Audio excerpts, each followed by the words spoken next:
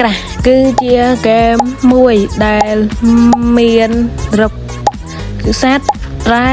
រកជាតិនិងរបស់ជាច្រើនទៀតដែលអាចឲ្យយើង survivor ដើររករបស់ទាំងអស់នោះចុះបើមានអ្វីកើតឡើងបើសិនជារបស់ទាំងអស់នោះមាននៅក្នុងដីតែមួយដុំតែប៉ុណ្ណោះដែលហៅថាវ័នប្លុកដែលរាល់ពេលដែលយើងវាយបំបែកវានឹងផ្ដល់ឲ្យរបស់ទាំងអស់នោះចឹងដឹងថាមានអ្វីកើតឡើងបើខ្ញុំលេងនៅលើវគ្គវ័នប្លុកមួយនេះកុំឲ្យខាតពេលវេលាយូរតោះចូលទៅកាន់វីដេអូ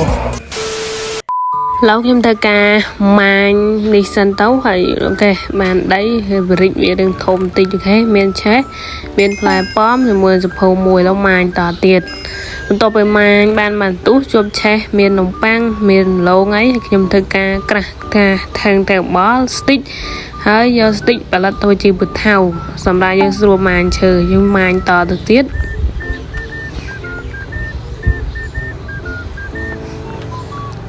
អូខេឡូវយកក្រាស់ឈើធ្វើជាស្លាបដើម្បីពង្រីកកន្លែងហ្នឹងឲ្យវារាងធំជាងមុនបន្តិច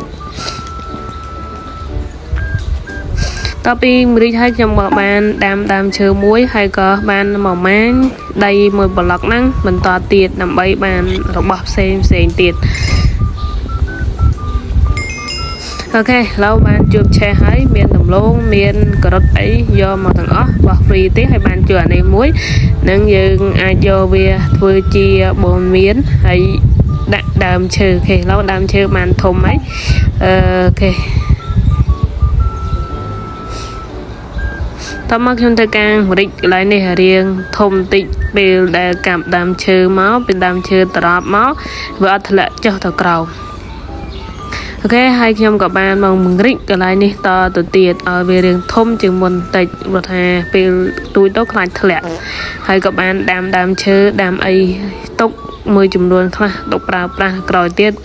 ហើយក៏បានមកជីកប្លុកឡូវបានឆេះទៀតហើយមានឈើមាននំប៉័ងមានកូនឈើទៀតអូខេឡូវខ្ញុំបានទៅស្លាបហើយពង្រីកកន្លែងហ្នឹងរៀងធំបន្តិចដែរតមកខ្ញុំក៏បាន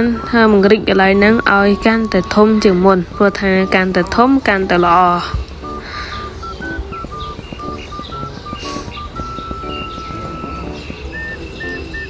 តមកខ្ញុំក៏បានជីកហើយក៏បានជួបនឹងឆេះបានមានរបស់នេះជាពិសេសយើងបានថ្មនេះហើយយើងយកថ្មហ្នឹងប្រើអីបានទេតែយើងយកដាក់រៀបយ៉ាងហើយយក pick egg យកជីកទៅបានជាថ្មដែលយើងអាចក្រាស់ធ្វើជាអាវុធបានចឹងខ្ញុំក្រាស់ទូដាវនិងពូថៅនិង pick egg ហើយក៏បានយកដីមួយចំនួនហើយបានដាក់ដើម្បីដាំកូនឈើដែលបានមកមិញហ្នឹងឯងតមកខ្ញុំបានយកសម្រាប់បដោះឈើនេះជីនេះយកទៅដាក់កូនឈើឲ្យបានច្រើនអញ្ចឹងវីដេអូខ្ញុំថ្ងៃហ្នឹងក៏មានតែប៉ុណ្ណឹងដែរទេហើយជួបគ្នានៅអេពីសូតក្រោយទៀត